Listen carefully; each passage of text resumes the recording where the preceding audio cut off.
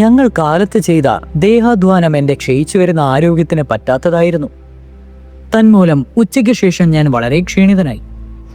Holmes പാട്ട് കച്ചേരിക്ക് പോയപ്പോൾ ഞാൻ സോഫയിൽ കിടന്ന് 1-2 മണിക്കൂറെങ്കിലും ഉറങ്ങുവാൻ ശ്രമിച്ചു. അത് തീരെ വിജയിച്ചില്ല. നടന്ന സംഭവങ്ങളെക്കുറിച്ച് ഓർത്തോർത്ത് ഞാൻ ആകെ വികാരഭരിതനായി തീർന്നു. അതുകൊണ്ട് അസാധാരണമായ ഏതോ തോന്നലും വിചാരവും എൻ്റെ മനസ്സിനെ ആകെ മൂടിക്കെട്ടി. ഞാൻ കണ്ണുമടച്ച് കിടന്നപ്പോഴെല്ലാം മരിച്ചയാളുടെ കുരങ്ങൻ്റേതുപോലെയുള്ള ഭീമസ രൂപം മനോമുഖരത്തിൽ പ്രത്യക്ഷപ്പെട്ടു.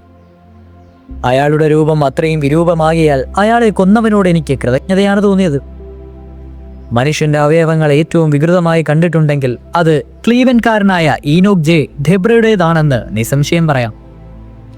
അതെന്തുമാകട്ടെ, നീതി പുലരണമെന്ന കാര്യം ഞാൻ അംഗീകരിക്കുന്നു. പ്രതിയോഗിയെ നശിപ്പിച്ചതുകൊണ്ട് കുറ്റത്തിൽ നിന്ന് ഒഴിഞ്ഞു മാറുവാൻ പറ്റില്ല. ഇതിനെക്കുറിച്ച് കൂടുതൽ ചിന്തിക്കും തോറും അയാളെ വിഷം കൊടുത്ത് കൊന്നതാണെന്ന എൻ്റെ കൂട്ടുകാരന്റെ സങ്കല്പം അവിശ്വസനീയമാണെന്ന് എനിക്ക് തോന്നി. അയാളുടെ ചുണ്ടുകൾ അദ്ദേഹം എപ്രകാരമാണ് മണത്ത് നോക്കിയതെന്നും അതിനേതെങ്കിലും കാരണമുണ്ടാകുമെന്നും ഞാൻ ഓർക്കായികയില്ല. പക്ഷേ മുറിവോ ശ്വാസം മുട്ടിച്ചതിനുള്ള അടയാളമോ ഇല്ലാത്ത സ്ഥിതിക്ക് വിഷമമല്ലെങ്കിൽ മറ്റെന്തുള്ള കാരണത്താലാണ് അദ്ദേഹത്തിന്റെ മരണത്തിനിടയാക്കിയത്? എങ്കിൽ നിലത്ത് കട്ട കെട്ടിക്കിടന്ന രക്തമാരുടേതാണ്. അവിടെ മൽപ്പിടുത്തത്തിന്റെ ലക്ഷണമൊന്നും കണ്ടിരുന്നില്ല. മരിച്ചയാളിന്റെ കയ്യിൽ തന്റെ പ്രതിയോഗിയെ പരിക്കേൽപ്പിക്കുവാൻ ഉതകുന്ന ആയുധമൊന്നും ഉണ്ടായിരുന്നുമില്ല. ഈ പ്രശ്നങ്ങൾക്ക് ഉത്തരം കാണാത്തിടത്തോളം ഹോംസിനും എനിക്കും എളുപ്പം ഉറക്കം വരില്ലെന്ന് തോന്നി. എല്ലാ കാര്യങ്ങളും വിശകലനം ചെയ്ത് പരിഹരിക്കാവുന്ന ഏതോ സിദ്ധാന്തം ഇതിനകം അദ്ദേഹം ആവിഷ്കരിച്ചിട്ടുണ്ടെന്ന് അദ്ദേഹത്തിന്റെ ശാന്തവും ആത്മധൈര്യം സ്വരിക്കുന്നതുമായ പെരുമാറ്റത്തിൽ നിന്ന് ഞാൻ മനസ്സിലാക്കിയെടുത്തു. പക്ഷേ അതെന്താണെന്ന് കൃത്യമായി അനുമാനിക്കുവാൻ എനിക്ക് സാധിച്ചില്ല. അദ്ദേഹം തിരിച്ചെത്തിയാൽ വളരെ വൈകി. സംഗീത കച്ചേരി അത്ര നേരം ദീർഘിച്ചിരിക്കുവാൻ ഇടയില്ലെന്ന് തീർച്ചയാണ്. അദ്ദേഹം വരുന്നതിനു മുമ്പായി രാത്രി ഭക്ഷണം തീൻമേശയിൽ ഒരുക്കി വെച്ചിരുന്നു. പരിപാടി അതിസുന്ദരമായിരുന്നു, ആസനസസ്തനായി അദ്ദേഹം പറഞ്ഞു. ഡാർവിൻ, സംഗീതത്തെക്കുറിച്ച് പറഞ്ഞത് എന്താണെന്ന് നിങ്ങൾക്കറിയാമോ? സംസാരിക്കാൻ പഠിക്കുന്നതിന് എത്രയോ മുമ്പ് തന്നെ മനുഷ്യവർഗം സംഗീതം ആവിഷ്കരിക്കുവാനും ആസ്വദിക്കുവാനും തുടങ്ങിയിരുന്നുവെന്നാണ് അദ്ദേഹം അവകാശപ്പെടുന്നത്.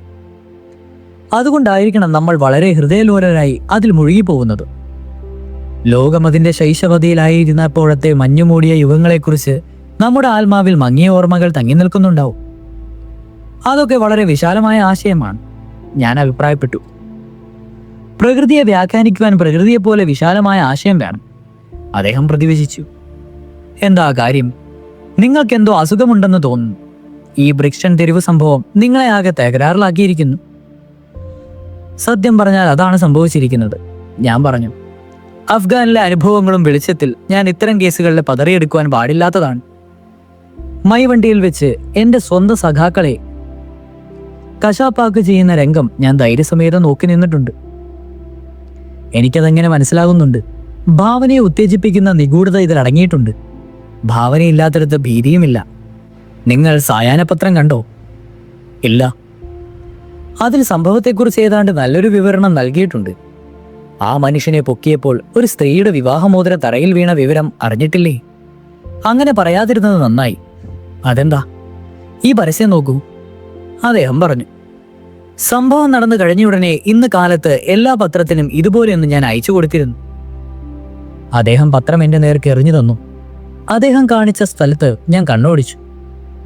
കളഞ്ഞു കിട്ടി എന്ന കോളത്തിൽ ഒന്നാമത്തെ പരസ്യമായിരുന്നു അത്. ഇന്ന് കാലത്ത് ബ്രിക്സ്റ്റൺ റോഡിൽ വൈറ്റ് ഹാർട്ട് മദ്യശാലയ്ക്കും ഹോളൻ ഗ്രൂവിനും ഇടയ്ക്കുള്ള നിരത്തിൽ നിന്നും സ്വർണം കൊണ്ടുള്ള ഒരു വിവാഹമോതിരം കളഞ്ഞു കിട്ടിയിട്ടുണ്ട്. ഇന്ന് വൈകിട്ട് 8-നും 9-നും ഇടയിൽ ബേക്കർ തെരുവിൽ 221 ഡോക്ടർ വാട്സനെ സമീപിക്കുക. നിങ്ങളുടെ പേരുപയോഗിച്ചതിന് എന്നോട് ക്ഷമിക്കുക, അദ്ദേഹം പറഞ്ഞു. എന്റെ സ്വന്തം പേര് വെച്ചിരുന്നുവെങ്കിൽ ഈ മണ്ടന്മാരിൽ ആരെങ്കിലും അത് തിരിച്ചറിയും, എന്നിട്ട് ഇതിൽ ചാടി വീഴുവാൻ ശ്രമിക്കും. പേരുപയോഗിച്ചതിന് സാരമില്ല, ഞാൻ പറഞ്ഞു. എന്നാൽ വല്ലവരും അപേക്ഷയുമായി വന്നാൽ എൻ്റെ കയ്യിൽ മോതിരമില്ലല്ലോ. ഓ ശരി തന്നെ, നിങ്ങൾക്ക് ഞാനിത് തരാം. എൻ്റെ കയ്യിൽ ഒരു മോതിരം തന്നുകൊണ്ട് അദ്ദേഹം പറഞ്ഞു. ഇത് ധാരാളം മതി, മിക്കവാറും അതിൻ്റെ അതേ അനുകരണമാണ്. ഈ പരസ്യത്തിന് ആൾ ഉത്തരം തരുമെന്ന് നിങ്ങൾ പ്രതീക്ഷിക്കുന്നത്? സംശയം വേണ്ട. തവിട്ട് നിറമുള്ള കോട്ടിട്ട മനുഷ്യൻ, നീണ്ട മുഖവും ചതുരക്കാലും വിരലുകളുമുള്ള നമ്മുടെ സുഹൃത്തിനെ തന്നെ. അയാൾ നേരിട്ട് വരുന്നില്ല എങ്കിൽ സഹായിയായിട്ടുള്ള ആരെങ്കിലും അയക്കും. ഇത് വളരെ അപകടം പിടിച്ച കാര്യമാണെന്ന് അയാൾക്ക് തോന്നുകയില്ലേ? ഒരിക്കലുമില്ല. കേസ് സംബന്ധിച്ച് എൻ്റെ വീക്ഷണം ശരിയാണെങ്കിൽ അത് ശരിയാണെന്ന് കരുതുവാൻ എനിക്ക് ധാരാളം ന്യായങ്ങളുമുണ്ട്. ഈ മനുഷ്യൻ ആ മോതിരം കിട്ടുവാൻ വേണ്ടി എന്തും ത്യജിക്കും. എൻ്റെ അഭിപ്രായത്തിൽ അയാൾ ഡെബ്രറുടെ ശരീരത്തിന്മേൽ കുനിഞ്ഞപ്പോൾ വീണതാണത്. അത് കൈമോശം വന്നതായി അപ്പോൾ അയാൾ അറിഞ്ഞിട്ടില്ല. പക്ഷേ വീട് വിട്ടിറങ്ങിയ ശേഷം തനിക്ക് സംഭവിച്ച നഷ്ടം മനസ്സിലായപ്പോൾ ഉടൻ തിരിച്ചു വന്നിരിക്കണം. താൻ മെഴുകുതിരി കത്തിച്ചു വെച്ച് അബദ്ധം കാണിച്ചതിന് പോലീസ് അവിടെ എത്തിയതായി അയാൾ കണ്ടു. ഗേറ്റിൽ തന്നെ കണ്ടതിൽ സംശയം തോന്നാതിരിക്കാൻ ഒരു കുടിയനെ പോലെ അയാൾക്ക് അഭിനയിക്കേണ്ടതായി വന്നു. ആ മനുഷ്യന്റെ സ്ഥാനത്ത് നിങ്ങളാണെന്ന് വിചാരിക്കുക. സംഗതികൾ വീണ്ടും ഓർത്തു നോക്കിയപ്പോൾ ആ വീട്ടിൽ നിന്നും പുറത്തു കടന്ന ശേഷം മോതിരം റോഡിൽ എവിടെയെങ്കിലും വീണതാവാമെന്ന് അയാൾക്ക് തോന്നിയതായതിനിടയുണ്ട്. അപ്പോൾ അയാൾ എന്താണ് ചെയ്യുക? കണ്ടുകിട്ടിയ സാധനങ്ങളെക്കുറിച്ച് വല്ല വിവരവും സായാഹ്ന പത്രത്തിൽ കൊടുത്തിട്ടുണ്ടോ എന്ന് ആകാംക്ഷയോടെ നോക്കും. അങ്ങനെ അയാളുടെ കണ്ണുകളിൽ പരസ്യത്തിലും പതി. അയാൾ സന്തോഷം കൊണ്ട് മതിമറക്കും. ഒരു കെണിയൊരുക്കിയതാണെന്ന് അയാൾ തന്നെ ഭയപ്പെടണം. കൊലപാതകവും മോതിരവും കളഞ്ഞു കിട്ടിയതും തമ്മിൽ ബന്ധപ്പെടുന്നതെത്തുമെന്ന് അയാൾ ഒരിക്കലും ചിന്തിക്കാനിടയില്ല. അയാൾ വരും. അയാൾ വരിക തന്നെ ചെയ്യും. 1 മണിക്കൂറിനകം അയാൾ നിങ്ങളെ ഇവിടെ കാണും. അപ്പോഴെന്ത് ചെയ്യും? ഓ, അയാളെ കൈകാര്യം ചെയ്യുവാൻ എനിക്ക് വിട്ടു തന്നാൽ മതി. നിങ്ങളുടെ പക്കൽ ആയുധം വല്ലതുമുണ്ടോ? എന്റെ കയ്യിൽ പട്ടാളത്തിലെ പഴയ റിവോൾവറും കുറച്ച് വെടിയുണ്ടയുമുണ്ട്. നിങ്ങൾ അത് തുടച്ചും എനിക്ക് ഉണ്ട നിറച്ച് വെക്കുന്നതാണ് നല്ലത്. അയാൾ പരിഭ്രാന്തനായി തീരുവാൻ ഇടയുണ്ട്. ഞാൻ അവൻ അറിയാതെ വരും. എങ്കിലും എന്തിനും തയ്യാറായിരിക്കുന്നതാണ് നല്ലത്. ഞാൻ എന്റെ കിടപ്പുമുറിയിൽ ചെന്ന് അദ്ദേഹം പറഞ്ഞതുപോലെ ചെയ്തു. ഞാൻ കൈത്തോക്കും കൊണ്ട് വന്നപ്പോഴേക്ക് മേശയൊക്കെ ശരിപ്പെടുത്തി ഹോംസ് തന്റെ പ്രിയപ്പെട്ട വയലിനിൽ ശ്രുതി പീഡിപ്പിക്കുകയായിരുന്നു. ഇതിലെ നിഗൂഢതയ്ക്ക് ഗട്ടികൂടി വരികയാണ്. ഞാൻ അകത്തു വന്നപ്പോൾ അദ്ദേഹം പറഞ്ഞു, അമേരിക്കയിലേക്ക് അയച്ച കമ്പി സന്ദേശത്തിന് ഇപ്പോൾ മറുപടി കിട്ടിയതേ ഉള്ളൂ. കേസ് സംബന്ധിച്ച് എന്റെ വീക്ഷണമാണ് ശരി. എന്നുവെച്ചാൽ? ഞാൻ ആകാംക്ഷയോടെ ചോദിച്ചു. എന്റെ പഴയ ഫിഡൽ തന്നെയാണ് നല്ലത്, അദ്ദേഹം അഭിപ്രായപ്പെട്ടു. കൈത്തോക്ക് നിങ്ങളുടെ കീശയിൽ വെക്കൂ. ആൾ വന്നാൽ സാധാരണ മട്ടിൽ മാത്രം അയാളോട് സംസാരിച്ചാൽ മതി. ബാക്കിയെല്ലാം ഞാനായിക്കൊള്ളാം. ആളെ തുറച്ചു നോക്കി ഭയപ്പെടുത്തണ്ട. ഇപ്പോൾ 8 മണിയായി. വാച്ചിൽ നോക്കി ഞാൻ പറഞ്ഞു, അയാൾ ഏതാനും നിമിഷങ്ങൾക്കകം ഇവിടെ എത്തും. വാതിൽ അല്പം തുറന്നു വെച്ചോളൂ. അതെ, അത്ര മതി. ഇനി താക്കോൽ അകത്തെ ഭാഗത്ത് വെച്ചോളൂ. താങ്കൾക്ക് നന്ദി. ഞാൻ ഇന്നലെ ഒരു പുസ്തകകവിൽ പാഠശാലയിൽ നിന്ന് എടുത്തതാണ്.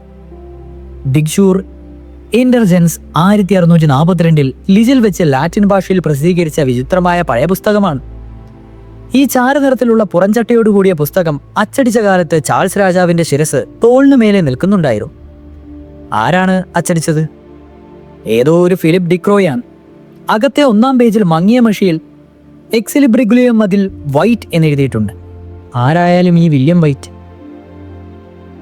ഒരുപക്ഷെ 17-ാം നൂറ്റാണ്ടിലെ ഏതെങ്കിലും കാര്യമത പ്രസക്തനായ വക്കീലായിരിക്കുമെന്ന് ഞാൻ വിചാരിക്കുന്നത്. അയാളുടെ രചനയിൽ നിയമത്തിന്റെ ചുവയുണ്ട്. ഇതാ, നമുക്ക് വേണ്ട ആൾ വരുന്നുണ്ടെന്ന് തോന്നുന്നു. അദ്ദേഹം പറഞ്ഞു തീരുമ്പോഴേക്കും ബെൽ മുഴങ്ങി കേട്ടു. ഷെർലക് ഹോംസ് സാവധാനം എഴുന്നേറ്റ് കസേരയിൽ വാതിലിനടുത്തേക്ക് നീക്കിവെച്ച് തളത്തിൽ കൂടി പരിചാരിക നടന്നെഴുകുന്നതും വാതിലിന്റെ സാക്ഷിയിൽ പിടിച്ച് തിരിക്കുന്നതും കേട്ടു. ഡോക്ടർ വാട്സൺ ഇവിടെയാണോ താമസം? കനത്തിലെങ്കിലും വ്യക്തമായ ശബ്ദത്തിൽ ഒരാൾ ചോദിക്കുന്നതിന് പരിചാരിക നൽകിയ മറുപടി ഞങ്ങൾ കേട്ടില്ല. പക്ഷേ വാതിൽ വീണ്ടും അടയ്ക്കുന്നതും ആരോ കോണിപ്പടി കയറി വന്നതും ഒച്ചയും കേട്ടു. കാൽപെരുമാറ്റം അവ്യക്തവും പകർച്ചയുമുള്ളതായി തോന്നി.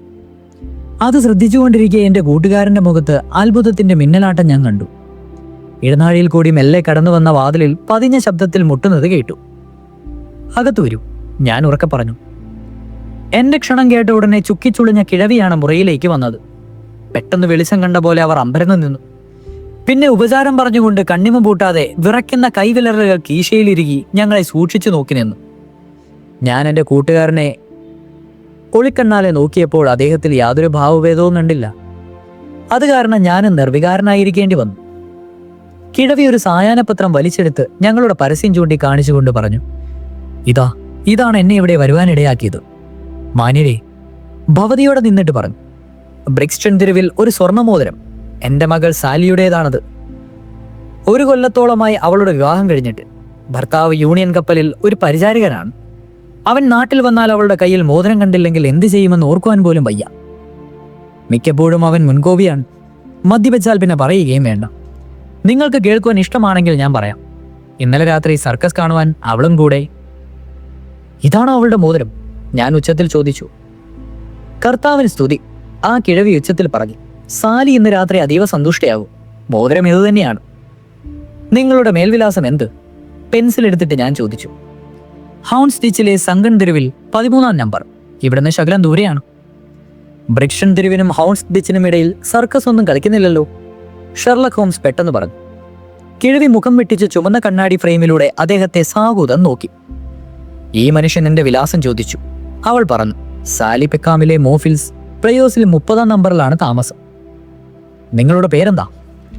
എന്റെ പേര് സോയർ എന്നാണ്. അവളുടേത് ഡെന്നീസ് എന്നും. കാരണം ടോം ഡെന്നീസ് ആണ് അവളെ വിവാഹം കഴിച്ചതു. അവൻ കടലിൽ ജോലി ചെയ്യുമ്പോൾ അസൽ പയ്യനാണ്. അയാളേക്കാൾ നല്ലൊരു പരിചാരകൻ കമ്പനിയിൽ വേറെയില്ല. പറഞ്ഞിട്ടെന്താ, കറിയിലെത്തിയാൽ കണ്ട പെണ്ണുങ്ങളുടെ കൂടെ കഴിയുകയും മദ്യഷാപ്പുകൾ കയറിയിറങ്ങുകയുമാണ് അവന്റെ ജോലി. മിസ്സസ് സോയർ, നിങ്ങളുടെ മോതിരം ഇതാ. കൂട്ടുകാരന്റെ സൂചന കിട്ടിയ അപ്പോൾ തന്നെ ഞാൻ ഇടയിൽ കയറി പറഞ്ഞു. ഇന്ന് തീർച്ചയായും നിങ്ങളുടെ മകളുടേത് തന്നെയാണ്. ശരിയായ ഉടമയ്ക്ക് തിരിച്ചേൽപ്പിക്കുവാൻ സാധിച്ചതിൽ എനിക്ക് ചാരിതാർത്ഥ്യമുണ്ട്. കുറെ ആശംസകൾ നേരുകയും ആദരവ് പ്രകടിപ്പിക്കുകയും ചെയ്തിട്ട് കിഴവി അത് പൊതിഞ്ഞ് കീശയിൽ വെച്ചു. കോണിപ്പടി ഇറങ്ങി പുറത്തേക്ക് പോയി. ഷെർലക് ഹോംസ് അവൾ പോയ ഉടനെ ചാടി എഴുന്നേറ്റ് തന്റെ മുറിയിലേക്ക് കുതിച്ചു. ഉടൻ തന്നെ ഒരു നീണ്ട അങ്കിയും കോട്ടും ധരിച്ച് തിരിച്ചു വന്നു. ഞാൻ അവളെ പിന്തുടർന്നു പോവുകയാണ് എന്ന് പറഞ്ഞ് ധൃതിയിൽ പുറപ്പെട്ടു. അവളൊരു സഹായിയാണ്. അവന്റെ അടുക്കലേക്ക് അവളെ തന്നെ എത്തിക്കും. എന്നെ കാത്തിരിക്കുക. തളത്തിലെ വാതിൽ സന്ദർശകയുടെ പിന്നിൽ അടഞ്ഞതും ഹോംസ് കോണിപ്പടി ഇറങ്ങിയതും ഒപ്പം കഴിഞ്ഞു. ജനലിൽ കൂടി പുറത്തു നോക്കിയപ്പോൾ അവൾ സാവധാനം റോഡ് മുറിച്ച് നടക്കുന്നതും പിന്തുടർന്ന ആൾ അല്പം വിട്ട് പിന്നാലെ നീങ്ങുന്നതും എനിക്ക് കാണാമായിരുന്നു. ഒന്നെങ്കിൽ അയാളുടെ സിദ്ധാന്തങ്ങളെല്ലാം തെറ്റ്, ഞാൻ സ്വയം പറഞ്ഞു, അല്ലെങ്കിൽ രഹസ്യത്തിന്റെ സങ്കേതത്തിലേക്ക് അയാൾ ചെന്നൊരു. കാത്തിരിക്കണമെന്ന് അദ്ദേഹം എന്നോട് പറയേണ്ട കാര്യമുണ്ടായിരുന്നില്ല. കാരണം അദ്ദേഹത്തിന്റെ സാഹസികതയുടെ ഫലമറിയാതെ എനിക്ക് ഉറക്കം വരില്ലെന്ന് തീർച്ചയായിരുന്നു. ഏകദേശം 9 മണിയോട് അടുത്തിരിക്കും അദ്ദേഹം പുറപ്പെട്ടപ്പോൾ. എത്ര നേരം കഴിഞ്ഞാലാണ് അദ്ദേഹം മടങ്ങി വരിക എന്ന് എനിക്ക് യാതൊരു ധാരണയും ഇല്ലായിരുന്നതിനാൽ ഞാൻ പൈപ്പ് വെച്ച് ഊതിക്കൊണ്ട് ഹെൻ മജാറുടെ വൈഡി ബോഹമിയിലെ പേജുകൾ കണ്ണോടിച്ചുകൊണ്ടും കുത്തിയിരുന്നു. 10 മണി കഴിഞ്ഞപ്പോൾ വേലക്കാരി ഉറങ്ങുവാൻ പോകുന്ന കാലച്ച കേട്ടു. 11 വീട്ടുടമയുടെ കുറെ കൂടി അന്തസ്സുള്ള നടത്തിപ്പിന്റെ ശബ്ദവും എന്റെ വാതിലിനരികിലൂടെ അതേ വഴി ലക്ഷ്യമാക്കി കടന്നുപോയി. ഏകദേശം 12 അടിക്കാറായപ്പോഴാണ് അദ്ദേഹം സാക്ഷിയുടെ താക്കോൽ തിരിക്കുന്ന ഒച്ച ഞാൻ കേട്ടത്. അകത്ത് കടന്നു വന്നപ്പോൾ തന്നെ സംഗതി വിജയിച്ചിട്ടില്ലെന്ന് അദ്ദേഹത്തിന്റെ മുഖഭാഗം കണ്ട് മനസ്സിലായി. സന്തോഷവും സന്താപവും മാറി മാറി കീഴ്പ്പെടുത്തുവാൻ പാടുപെട്ടുകൊണ്ടിരിക്കെ ഒടുവിൽ അദ്ദേഹം പറഞ്ഞതു തന്നെ പെട്ടെന്ന് വിജയിച്ച പോലെ കാണപ്പെട്ടു. അദ്ദേഹം ഉറക്കെ പൊട്ടിച്ചിരിച്ചു. സ്കോട്ട്ലൻഡ് യാർഡുകൾ ഇക്കാര്യം അറിയുവാൻ തന്നെ പാടില്ല. കസേരയിലേക്ക് മറിഞ്ഞുകൊണ്ട് അദ്ദേഹം പറഞ്ഞു, ഞാൻ അവരെ വളരെയധികം പരിഹസിച്ചിട്ടുള്ളതിനാൽ ഇതറിഞ്ഞാൽ അവരെന്നെ വെറുതെ വിടുകയില്ല, സംശയമില്ല. പക്ഷേ എനിക്ക് ചിരിക്കാൻ മാത്രം വകയുണ്ട്. കാരണം ഒടുവിൽ ഞാൻ അവരെ കവച്ചു വെക്കുമെന്ന കാര്യത്തിൽ സംശയമില്ല. സംഗതി എന്താണ്? ഞാൻ ചോദിച്ചു. ഓ, എന്റെ മണ്ടത്തരത്തിന്റെ കഥ ഞാൻ തന്നെ പറയാം. ആ ജന്തു കുറച്ച് മുന്നോട്ട് നടന്നപ്പോൾ മുടന്തനും കാലിൽ പുണ്ണുള്ള മാതിരി അഭിനയിക്കുവാനും തുടങ്ങി. പൊടുന്നനെ അവൾ നിന്നു. എന്നിട്ട് അതിലേ കടന്നു പോകുന്ന 4 ചക്രമുള്ള ഒരു വണ്ടി വിളിച്ച് നിർത്തി. എവിടേക്കാണ് എന്ന് പറയുന്നത് കേൾക്കുവാൻ ഞാൻ സ്വല്പം അടുത്തെത്തുവാൻ ശ്രമിച്ചു. പക്ഷേ അത്രയൊന്നും വെപ്രാളപ്പെടുവാനില്ലെന്ന് എനിക്ക് തോന്നുന്നു. കാരണം റോഡിന്റെ മറുഭാഗത്ത് കേൾക്കത്തക്ക വിധം അവർ ഉറക്കെ വിളിച്ചു പറഞ്ഞു, ഹൗൺസ്റ്റിച്ചിലെ ഡങ്കൻ തെരുവിൽ 13-ാം നമ്പറിലേക്ക് ഓടിച്ചു പോകണം. സംഗതി ശരിയായി വരുന്നുണ്ട് എന്ന് ധരിച്ച ഞാൻ അവൾ വണ്ടിക്കുള്ളിൽ ശരിക്ക് കയറി കഴിഞ്ഞുവെന്ന് ഉറപ്പിച്ച ശേഷം പിന്നിൽ കയറിക്കൂടി. കുറ്റാന്വേഷകരെല്ലാം അങ്ങനെ ചെയ്യുന്നതിൽ വിദഗ്ധരായിരിക്കും. ശരി, അങ്ങനെ തന്നെ ഞങ്ങൾ എവിടെയും നിർത്താതെ ഓടിച്ചു. വാതിൽക്കൽ എത്തും മുമ്പേ ഞാൻ ചാടിയിറങ്ങി സാവധാനത്തിൽ താഴേക്ക് നടന്നു. അപ്പോൾ വണ്ടി കടിഞ്ഞാണിട്ട് നിർത്തിക്കുന്നത് ഞാൻ കണ്ടു. വണ്ടിക്കാരൻ താഴേക്ക് ചാടിയിറങ്ങി വാതിൽ തുറന്ന് ആൾ പുറത്തേക്ക് വരുന്നതും കാത്തു നിന്നു. എന്നാൽ ആരും പുറത്തേക്ക് വന്നില്ല. ഞാൻ അടുത്തെത്തിയപ്പോൾ അയാൾ കാലിയായ വണ്ടിക്കുള്ളിൽ വെപ്രാളത്തോടെ മറ്റും നോക്കിയിരിക്കുന്നതാണ് കണ്ടത്. എന്നിട്ട് ഞാൻ ഇന്നോളം കേട്ടതിൽ വെച്ച് ഏറ്റവും ദുഷിച്ച പിരാക്കുകൾ ഉയർത്തു. അയാൾ കയറ്റിയ യാത്രക്കാരന്റെ പൊടി പോലും അതിനകത്ത് കാണുവാനില്ല. വണ്ടിക്കൂലി കിട്ടുവാനും വഴിയില്ലെന്ന് എനിക്ക് തോന്നി. അന്വേഷിച്ചപ്പോൾ 13-ാം നമ്പർ വീട് മാനിയായ കെസവിക്ക് എന്നു പേരുള്ള ഒരു കടലാസ് വ്യാപാരിയുടേതാണെന്ന് മനസ്സിലായി. സോയർ എന്നോ ഡെന്നീസ് എന്നോ പേരുള്ള ആരെക്കുറിച്ചും അവിടെ ആരും കേട്ടിട്ട് പോലുമില്ലെന്നറിഞ്ഞു. നിങ്ങൾ പറഞ്ഞുകൊണ്ടുവരുന്നത്? ഞാൻ അത്ഭുതത്തോടുകൂടി ഉച്ചത്തിൽ പറഞ്ഞു. ആ വേച്ച് നടന്ന ക്ഷീണിച്ച കിഴവി വണ്ടി ഓടിക്കൊണ്ടിരിക്കെ നിങ്ങളെയും വണ്ടിക്കാരനെയും വെട്ടിച്ച് പുറത്തു കടന്നുവെന്നാണോ? നാശം പിടിച്ച കിഴവി, ഷെർലക് ഹോംസ് കോപത്തോടെ പറഞ്ഞ് അങ്ങനെ ധരിച്ച ഞങ്ങളെ ശരിക്കും കിഴവികളാക്കി തീർത്തത്. അതൊരു ചെറുപ്പക്കാരനായിരിക്കണം. ചുറുചുറുക്കും അഭിനയത്തിൽ അസാധാരണ കഴിവുമുള്ള ചെറുപ്പക്കാരൻ. അവൻ്റെ വേഷവിധാനം അനുകരിക്കുവാനാവാത്തതാണ്. തന്നെ പിന്തുടരണമെന്ന് തീർച്ചയായും അവന് മനസ്സിലായി കാണും. അതുകൊണ്ടാണ് ഇങ്ങനെ വെട്ടിച്ച് കടന്നു കളഞ്ഞത്. നാം അന്വേഷിക്കുന്ന മനുഷ്യൻ ഞാൻ ആദ്യം ഭാവനയിൽ കണ്ടതുപോലെ ഒറ്റയ്ക്കല്ലെന്ന് ഇത് കാണിക്കുന്നു. അവന് വേണ്ടി അപകടം സ്വയം ഏറ്റെടുക്കുവാൻ തയ്യാറുള്ള സുഹൃത്തുക്കൾ ഉണ്ടെന്ന് തീർച്ചയാണ്. ഡോക്ടർ, നിങ്ങൾ ക്ഷീണിതനായതുപോലെ തോന്നുന്നു. എൻ്റെ ഉപദേശം സ്വീകരിച്ച് അകത്തുപോയി കിടന്നോളൂ. ഞാൻ തികച്ചും തളർന്നിരുന്നു. തന്മൂലം അദ്ദേഹത്തിന്റെ ആജ്ഞ സ്വീകരിച്ച് കത്തിയെരിയുന്ന തീകൂടനടുത്ത് ഹോംസിനെ തനിയെ വിട്ടിട്ട് ഞാൻ അകത്തേക്ക് പോയി. രാത്രിയുടെ ഏകാന്ത നിശബ്ദതയിൽ വളരെ നേരം അദ്ദേഹം വയലിനിൽ ശോകരാഗം വായിച്ചുകൊണ്ടിരിക്കുന്നത് ഞാൻ കേട്ടു. തെളിയിക്കാൻ സ്വയം ബാധ്യത ഏറ്റെടുത്ത ഈ അസാധാരണ പ്രശ്നത്തെക്കുറിച്ച് അപ്പോഴും അദ്ദേഹം ചിന്തിക്കുകയാണെന്ന് എനിക്കറിയാമായിരുന്നു. തുടരും.